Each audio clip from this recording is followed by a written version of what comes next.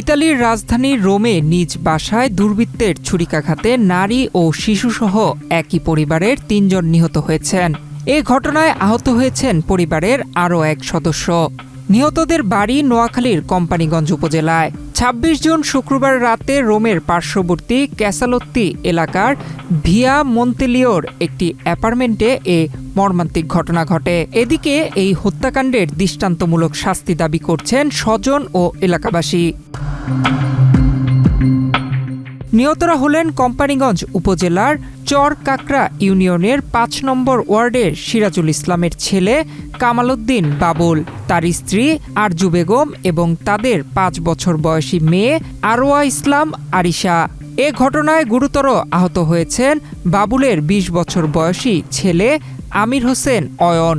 তাকে উদ্ধার করে স্থানীয় জেমিলি পলিক্লিনিক হাসপাতালে ভর্তি করা হয়েছে। জায়গাতে এতা করে শেষ করিয়া লাইবেন, আমরা চাই এটা অনেক হচ্ছে, আমরা তো দেখিয়েন না। ফাঁসি চাই এতা করে দেন শেষ করছে, এতা করে শেষ করিয়া আমরা চাই এটা। বসুন্ধরা টিস্যু অশুদ্ধতার বিরুদ্ধে এক বিন্দুও ছাড় নয়। আমার মামা দীর্ঘদিন প্রবাসে থাকে, এ প্রেক্ষাপটে ওখানে বসবাস করে ফ্যামিলি সহ। তো ওখানে ওনারা সন্ত্রাসীদের আক্রমণে আমাদের ফ্যামিলির ৩ জন সদস্য নিহত হয়েছে, একজন সদস্য আহত আছে। তো আমি রোম সরকারের নিকট, ওই দেশের প্রশাসনের নিকট আকুল আবেদন করব, যাতে করে সন্ত্রাসীদেরকে গ্রেপ্তার করে তাদের দৃষ্টান্তমূলক শাস্তির আওতায় আনে, যাতে করে পরবর্তীতে কারো মায়ের বুক বাপের বুক খালি না হয়। এভাবে খুন করছে, আমরা সরকারের কাছে ফাঁসি চাই, বিচার চাই যারা এই ঘটনা করছে। নিহত কামাল উদ্দিন বাবুলের ভাতিজা আফনান হোসেন নাইম জানান, ইতালিতে অবস্থানরত স্বজনদের মাধ্যমে তারা এই ঘটনার খবর পেয়েছেন। হত্যাকাণ্ডের সময় ওই অ্যাপার্টমেন্ট থেকে চিৎকার ও শোরগোল শুনে প্রতিবেশীরা দ্রুত পুলিশকে খবর দেন। পরে পুলিশ ঘটনাস্থলে পৌঁছে ৩ জনের রক্তাক্ত মরদেহ উদ্ধার করে। গতকালকে রাত্রে ৯টার দিকে, তো আমরা আজকে সকাল ৬টার দিকে শুনছি আর যে ওনাদের এই সমস্যাটা। আমরা সবাই ফ্যামিলির সবাই মানে মর্মাহত যে ওনার কোনো শত্রুতা আমি বলতে কারোর আগে শত্রু ছিল না, এবং আমরা আমার জানার মধ্যে উনি একজন খুবই ভালো মানুষ ছিল। নিঃসন্দ উনি কারোর সাথে কোনো বিতর্ক আছেন না, খুব ভালো মানুষ। কামাল তো উনি কারোর লগে আইলে সবার সাথে মিলেমিশে চলতো, দেখাশোনা করতো, সহযোগিতা করতো, মানুষের সহযোগিতা।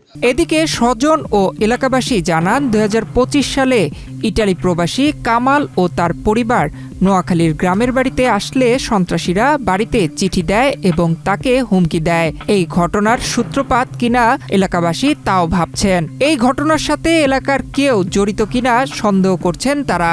2023 বিষয় হয়ে গেছে, টিকিট হয়ে গেছে, আমরা মামলা দিয়ে আমরা পুলিশে আছি, ঠিক আছে, আমরা মামলা এছাড়া কইছিল, আমরা মামলা দিলে আমার নাতি তো যাই তোমার নাতি দেয়, তখন আমরা বিদায় এটা চলে গেছে।